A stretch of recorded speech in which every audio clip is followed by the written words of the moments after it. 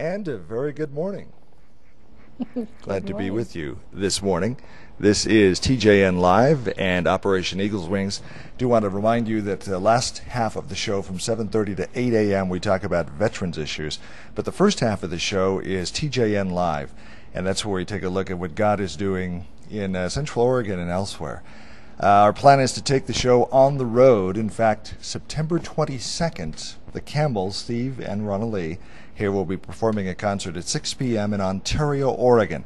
If you don't know where Ontario is, it's on the very easternmost side of the state of Oregon, right on the border.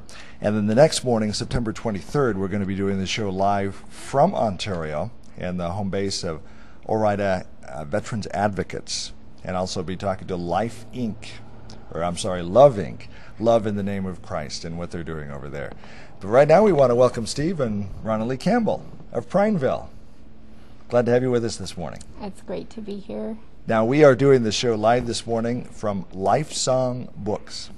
And it's a beautiful store here in Prineville in the Business Industrial Park. And I do invite you to stop by and see all of the books and, of course, some of the cards that you see behind us. And we do want to thank Kim Denfeld for the use of her store and this morning's broadcast. So, Steve and Ronalee, glad to have you with us this morning on TJN Live. This is the first time we've done a Prineville broadcast, so it's very exciting and looking forward to doing a lot more. Now, as we talk to Steve and Ronalee a little bit, let's talk about Steve first of all. Now, Steve, you worked for Breedlove Guitars. Yes. And now you make guitars out of your garage, and rather beautiful guitars. In fact, this double neck that you're holding in your hand that you'll be playing this morning is a double neck acoustic electric guitar. You want to tell us a little bit about it? This was a prototype. Had an idea for having an electric guitar and acoustic guitar, because in a band situation you're ever changing in a set of music. So instead of, we're playing a song on the acoustic guitar and then, the next song is electric guitar, and back and forth. So just to hit a switch and then you're on your next guitar. So without having to stop and pick up another one. Yes. So it was an experiment, and it's a very fine guitar. I like it a lot. How many of those have you made so far? This is the third double neck. Okay. Yes. Now, Steve and Ronalee are going to be going to New Zealand with us, and we're going to be leaving October 26th, coming back November 14th. So we'll spend about 3 weeks over there. To raise money for the trip, Steve is going to make one of these custom double necks, and we're selling raffle tickets right now for $10 each. And if you want to buy one of those raffle tickets and buy a fine guitar just like this, with some conditions, but tailor-made to the user, so it's not one size fits all. If you win the guitar, Steve will talk to you about whether you're right or left-handed and some other variables in making the guitar. If you want to buy one of those tickets, you can just email me at dave@evm1.info. Dave@evm1.info. That's Ephesians Vision Ministries. And we'll see that you get a ticket. So, first of all, Steve and Ronalee, let's talk about your testimony a little bit. Now, one of the things that's really exciting to me, I love to listen to testimonies of people who didn't grow up in the church, who came to know Jesus kind of during life's struggles and storms. And before you became Christians, which was about 14 years ago, 16 years ago? About 17 years ago. About 17 years ago. You were playing in the nightclubs and the bars here in Central Oregon, and were rather well known for doing that. You want to share a little bit of your testimony? Sure. We had been playing in bars and clubs collectively for probably 10 or more years, and hauling our babies around. Sometimes they'd sleep behind the speakers on the stage because we couldn't find a babysitter. And as life happens, Steve lost his dad, and we had a friend that Steve went to school with, Don Henry. He is our friend and mentor, and he found us over by Culver. And you just walked into a bar and you were playing? Or? Actually, it was a little bit slower than that. Okay. He just kind of made connection, and I didn't want anything to do with Christians because I didn't trust them or believe that they were anything credible. And over time, they would invite us to church, and we'd invite them to come hear us play, and thinking they never would, and they showed up at the 86 Chorale. Those Christians are surprising sometimes. But then that meant that we had to go to church. Okay. Uh-oh. Yeah. So we experienced just love and life and family in a very small setting, and it was pretty incredible, but I still was like, not really into it, not so much. And over time, just through them loving us and accepting us for who we were. Kind of a great lesson there. Sometimes we need to meet people where they're at, and Don and his family went and sat in the front table when they were playing at the bar. And there's a lot of Christians that would say, well, I'd never go to a bar. Well, Jesus went where the sinners and the tax collectors were, and he didn't love the sin, but he loved the sinner so much that he would go into situations that you wouldn't think he would go. He went into those homes, and we need to do the same, and that's what Don did. That's what they did, yeah, and she was pregnant too. So it really gave a lot of credence to their words, that it wasn't just words that they were saying. They weren't just saying they loved us. They showed us they loved us. Okay. And so then it was a process to come to know the Lord. And yeah, process. It usually is. I was pretty resistant. Steve, after that first time of going, the next Sunday we'd gotten home like 4 o'clock in the morning, 4:30, and he got up at 7, and I asked him where he was going. He said, I'm going to church. I said, oh, I'm going back to sleep. It's 4 o'clock in the morning, Steve. We just got home 3 hours ago. So he, while I was sleeping, got the kids ready, and I woke up to an empty house, and it scared me really bad when he left. And so from that time on, I went. I was going more to be in your face and see if these people really, really did love me or not. I was pretty rebellious, and they, just like I said, they never judged us, just loved us. You had I don't know if you want to share this, but I thought it was pretty amazing. There was a little girl that came up and admired. You had really bright colored fuchsia clothes and fuchsia colored fingernails. And what happened to this little girl? She just came up and she grabbed my hand, and I thought, oh, here it is. Here comes the judgment. And she said, oh, Mrs. Campbell, that is the most beautiful color of fingernail polish I've ever seen. And, yeah, so then all my tryings fell away, and the Lord really did get a hold of my heart, and I dedicated myself and my life to Him. And then a few weeks after that, Steve and the kids did the same, and we've never looked back. Amen. Out of the mouths of little babes, you must enter the kingdom of God as a little child. Yeah. And there's something disarming about a little kid that's just so innocent. Mm-hmm. Oh, Mrs. Campbell, you have such beautiful fingernails. Go figure. That's amazing. I love that. So, well, God bless you. One of the things, when I first heard your music in your home, that really struck me is it's music that really resonates with the heart. Mm. And the Campbells have written 75 songs. 75-ish, give or take, about life experiences. And a friend goes through something, maybe they've gone something. And so for those of us who can't sing, can't write, let alone sing a song, it's always intrigued me as to what the motivation is for writing songs. And do you just wake up one morning and say, well, I'm going to write a song about this thing or the other thing? Or does something happen in your life that kind of triggers a response? What's kind of the thinking? Usually it comes out of strong emotion, either for ourselves or what somebody else is going through. We've tried to write a specific song for a specific reason at different times, and usually that doesn't work out too well. We just kind of let the Lord lead us and give us what He puts on our hearts. Many times we've written a song and thinking it's for so-and-so, and it comes back, and it's like that double-edged sword. And, yeah. He who has been forgiven much loveth much. He who has been forgiven a little loves only a little, and we have been forgiven much.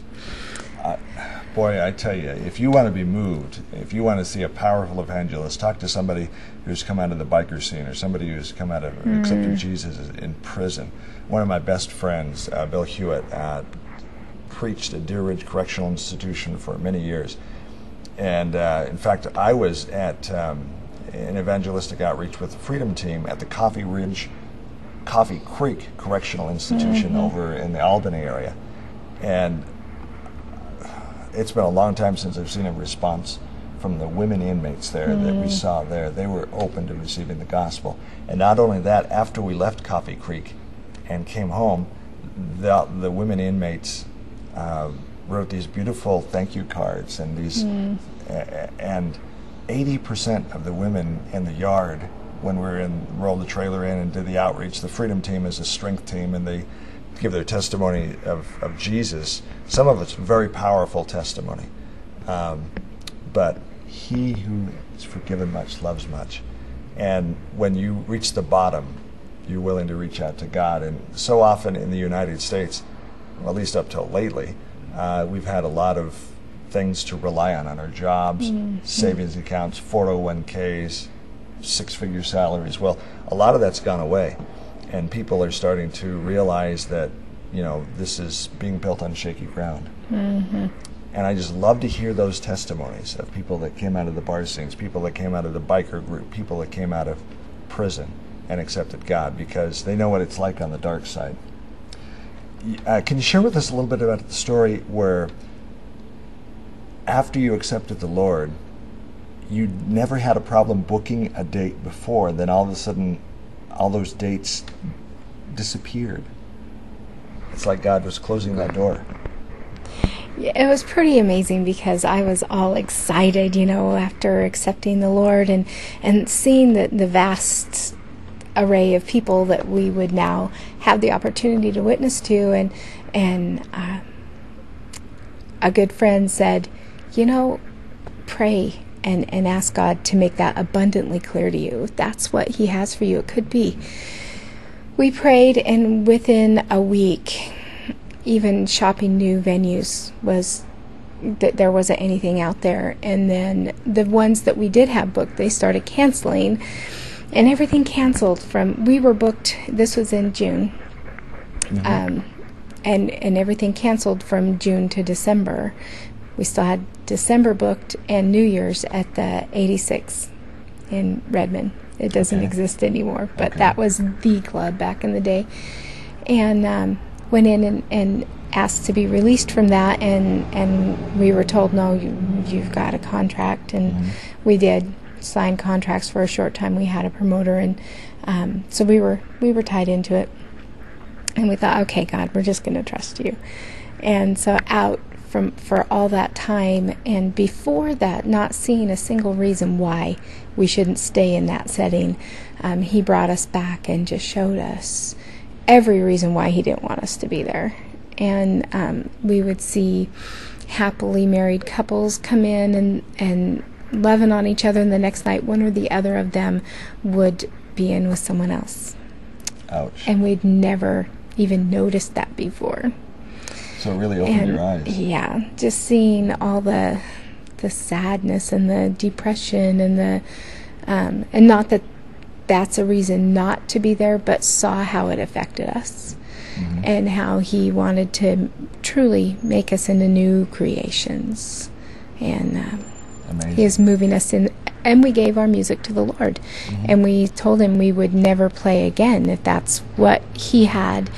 And He started giving us opportunities. Man, we were invited to so many different churches, conservative and completely to the other way. And we just saw this vast body out there with all these differences. And we were just wondering about that to the Lord. And He said, love these, my people. Amen. Love these, my people. And in the body, there's an eye, and there's a foot, and there's an ear, and there's a hand, and we're not all the same. Yeah, we don't all look the same. Different churches have different tasks, different callings that God's put in their lives, and different people look different. They act different. We're not cookie-cutter Christians. We have different callings, and we shouldn't go to other people and expect them to act the same or react the same as we do. Because, for example, Christian Motorcycle Association, they can speak the language of the biker crowd, and they can go into biker gatherings and talk about Harleys and talk about bikes and relate to the people and be a witness, where if we went in there, they'd kind of snicker and say, yeah, one of those Christians. And you've done what? Yeah, and which you don't know which end of the bike to ride. Let's talk about your music. In fact, let's have a song. Which song would you like to perform first? We'd like to do our first song, our first Christian song. In fact, we wrote this before we were really Christians, and it has become a prayer. Excuse me. It has become a prayer of our life first? more than. Yeah, maybe I do. I'll hold that. Yeah.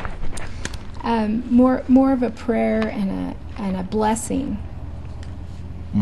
And to be quite honest, one of the reasons we want to take the Campbells to New Zealand is the heartfelt message in their music, and we want to share that with the folks here. We'll have one of two songs first, and so go ahead. What's the name of the first song? Canopy of Grace. Canopy of Grace.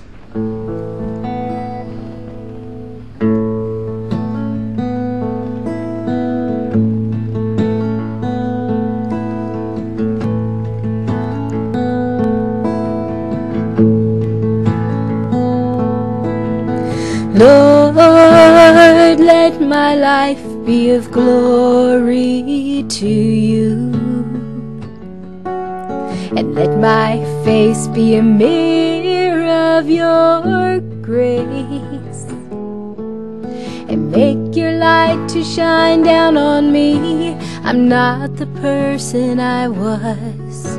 Impersonal gain on this earth is all in vain, and we're only here for a little while,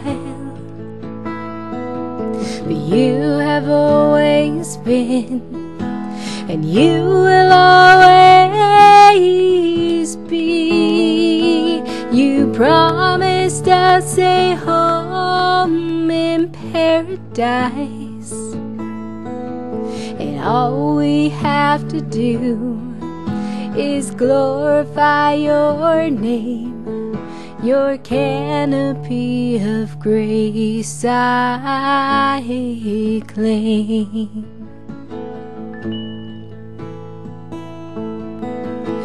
Lord, guard my heart and keep it true, and let others see my faith in all I do. You ask so little, yet give so much, much more than I deserve. The power of your saving grace is always near, and we're only here for a little while, but you have always been, and you will always be. You promised us a home in paradise, and all we have to do is glorify your name, your canopy of grace I claim. And you have always been, and you will always be, your canopy of grace I claim. That's a beautiful song. Could you tell us kind of the backstory? Where did that song come from? You said it was your first song. Steve? Or Ronalee? Yeah, go ahead. Well, we weren't really Christians at the time. We'd been going to church and kind of learning and stuff, and Steve came home from work, and we were still playing in the bars and the clubs at that time, and I told him I had a new song, and he, oh yeah, really? Let's hear it. And I said, well, it's kind of churchy. And the first time that we shared it with the fellowship, it was really, one of the people asked, and you guys wrote that? Because they knew where we were. They, you can see where somebody is in their walk, and I have just always really given God the credit, because He gets all the credit anyway.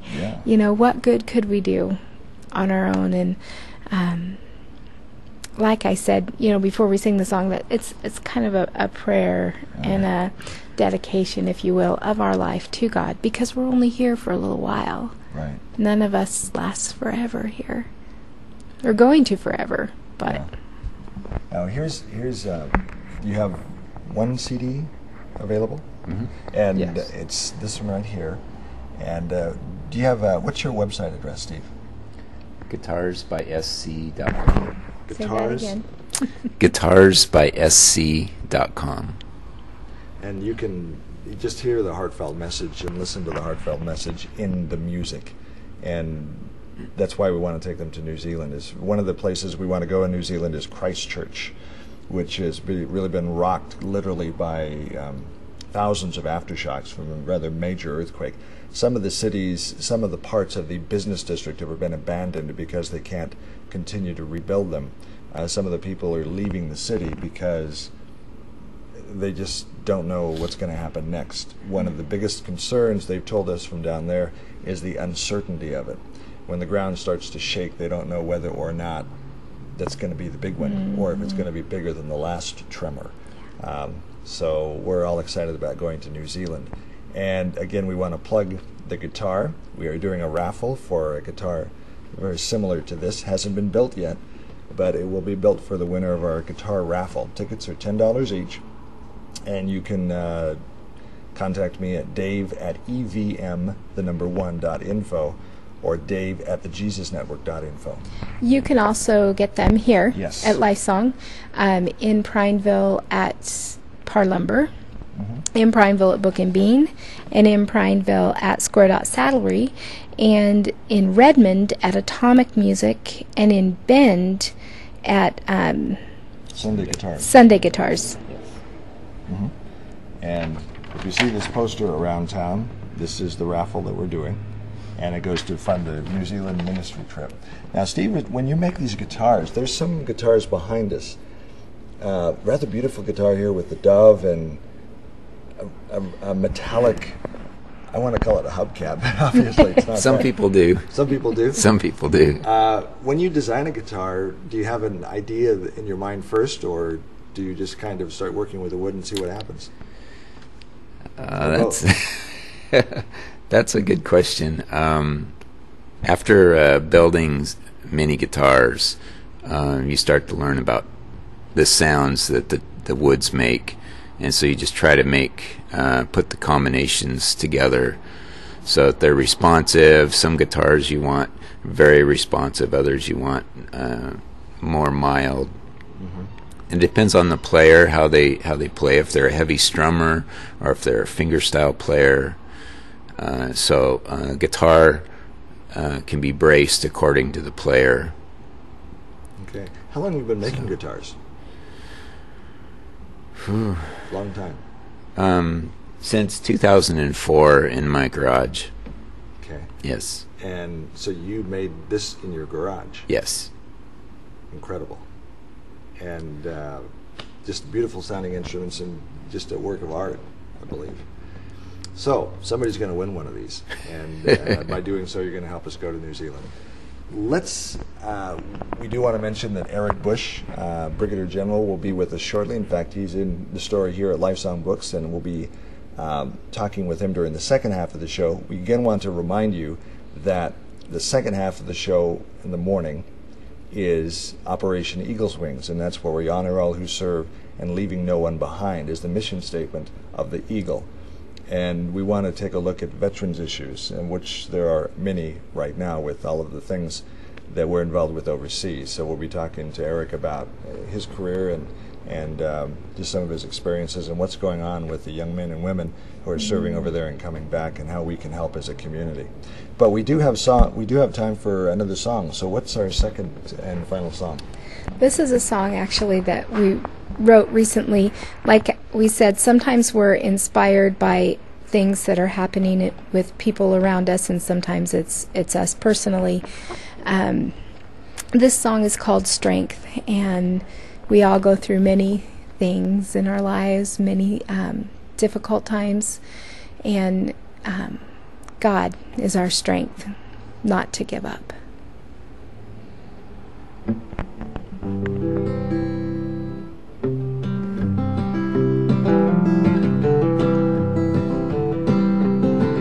Look at that woman with her hands in the air. To see her now, you'd think she never had a care. But just a few years ago, she lost her dearest love.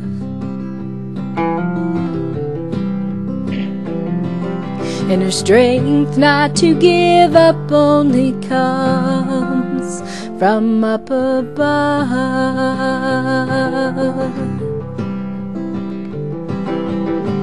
Look at that man, tears of joy on his face. You'd think he's never known anything but grace, but he lost everything he had when push came to shove. And his strength not to give up only comes from up above.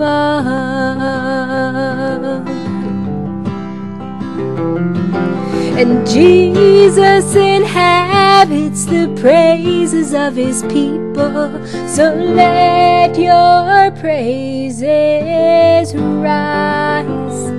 He'll make anything better than new from the broken pieces of your life. Yeah, yeah.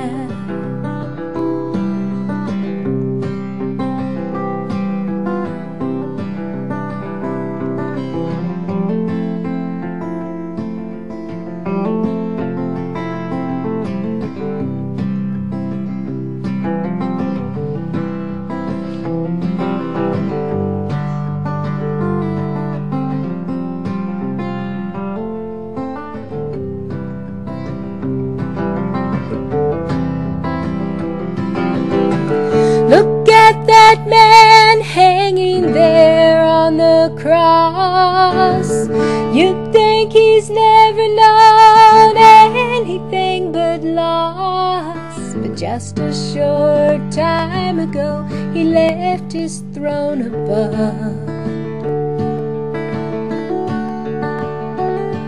And his strength not to give up only comes from his Father's love. And Jesus inhabits the praises of his people, so let your praises rise. And he'll make anything better than new from the broken pieces of your life. And Jesus inhabits the praises of his people, so let your praises rise. He'll make anything better than new from the broken pieces of your life. Yeah, yeah.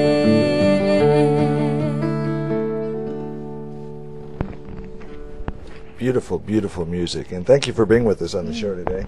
And we'd like you to come back again. Would like to. And play for it. I know it's a little bit early in the morning to get up, but we're blessed by your music and look forward to a trip to New Zealand. Yes. And again, let's mention the locations of the tickets where people can buy the raffle tickets. You can get the raffle tickets here at Life Song Books, Book and Bean, the Par Lumber in Prineville, Square Dot Saddlery in Prineville, Atomic Music in Redmond, and Sunday Guitars in Bend. All excellent places to go and shop too. There you go. A little plug for the businesses there. So God bless you and thank you for being with us today, and look forward to having you back again on the show.